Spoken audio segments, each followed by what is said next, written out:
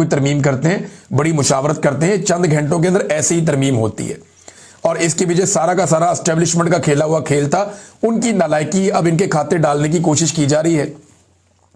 कई टाउट्स हैं, वो आकर बैठ जाते हैं, बार बार ये कहते हैं कि हुकूमत की नालायकी, हुकूमत ने ये कर दिया, हुकूमत ने कुछ नहीं किया।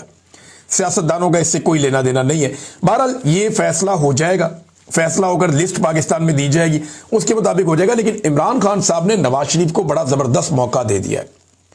इमरान खान ने नवाज शरीफ को मौका दे दिया कि अगर वो अपनी जान बचाना चाहते हैं तो बचा लें, क्योंकि एंड में जो है ना नवाज शरीफ की जान भी कुड़की में फंस जाएगी।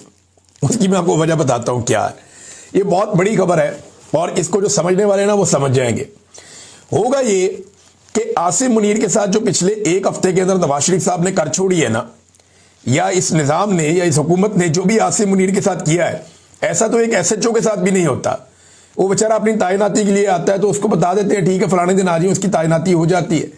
लेकिन आसिम मुनीर साहब का नोटिफिकेशन कभी कहते चाहिए नहीं, कभी कहते नहीं चाहिए, कभी इधर से बयान।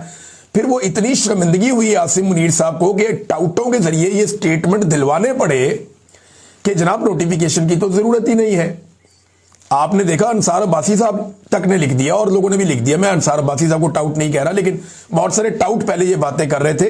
फिर अंसार अब्बासी साहब को भी कायल किया गया, आप लिख दें आप जंग अखबार में। उन्होंने भी बेचारे ने लिख दिया और लोगों ने भी लिख दिया। तो दावे शुरू हो गए कि नोटिफिकेशन की लोड़ ही कोई नहीं। अब जनाब सारे कह रहे हैं नोटिफिकेशन किधर है। Faisal Vawda notification, Mohsin Naqvi notification, DGI SPR तो बिल्कुल मंजर से गायब है, वो तो कहीं नजर ही नहीं आ रहे। लेकिन नोटिफिकेशन तो चाहिए और शहबाज शरीफ साहब को नोटिफिकेशन करना पड़ेगा। नवाज